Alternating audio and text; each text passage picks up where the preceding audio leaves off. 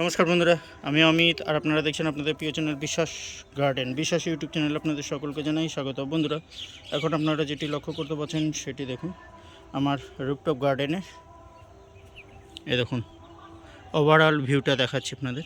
এখন অনেক নতুন নতুন কুশি বের হচ্ছে, যেহেতু এখনও মানে নিহরের মধ্যে অর্থাৎ কুয়াশার মধ্যে সন্ধেবেলা হলে গাছগুলো কুয়াশায় ভিজে থাকে, তাই এই সময় এক্সট্রা কিছু পরিচর্যা আপনাদের করতেই হবে।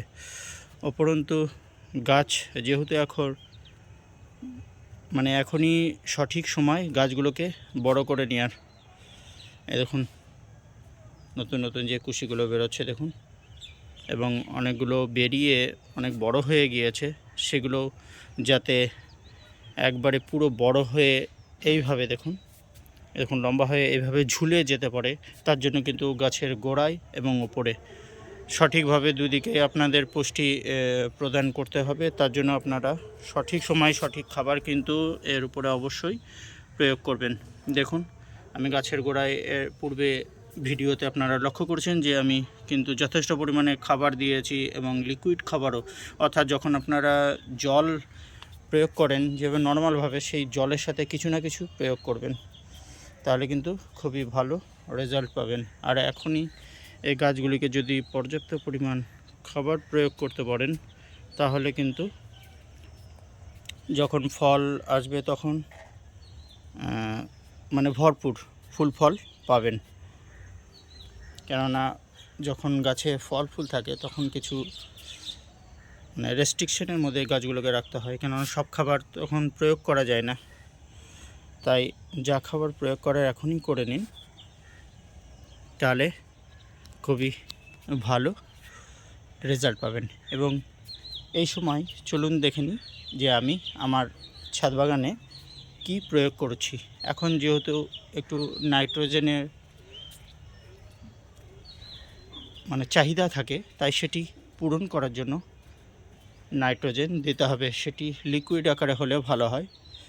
দেখুন এটি যেহেতু ছাদ বাগান, তাই গাছের গোড়ায় সরাসরি ইউরিয়া না প্রয়োগ করে সেটি যদি লিকুইড আকারে হয়, তাহলে সোনাই সোহাগা।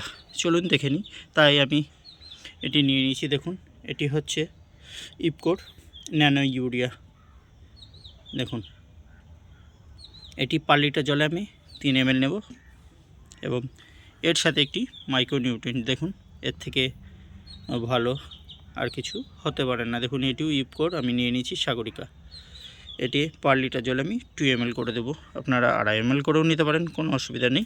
এবং এর সাথে এখন যেটি ব্যবহার করবেন সেটি দেখুন, আমি এটি নিয়ে নিয়েছি একটি স্টিকার।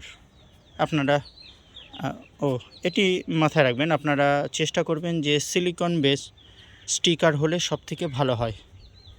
কেননা সেটি কি করবে, নর্মাল স্টিকার হলে যেটি স্প্রে করবেন আপনার দামি খাবারগুলো নিচে গড়িয়ে পড়বে, এটি কিন্তু ধরে রাখবে, এবং পাতার এপার ওপার ভেতরে পৌঁছে সঠিক সময়ে সঠিক খাবারটা কিন্তু এটি ভেতরে পৌঁছে দিবে, এবং পর্যাপ্ত পরিমাণে।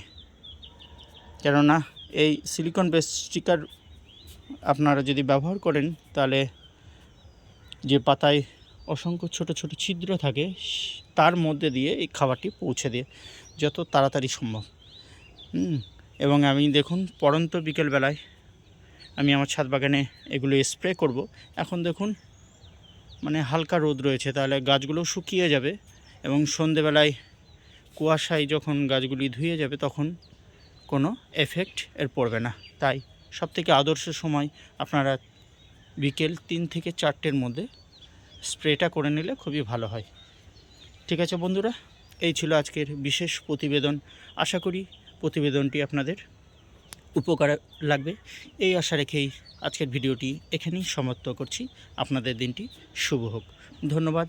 আবার দেখা হবে নতুন কোনো ভিডিওতে।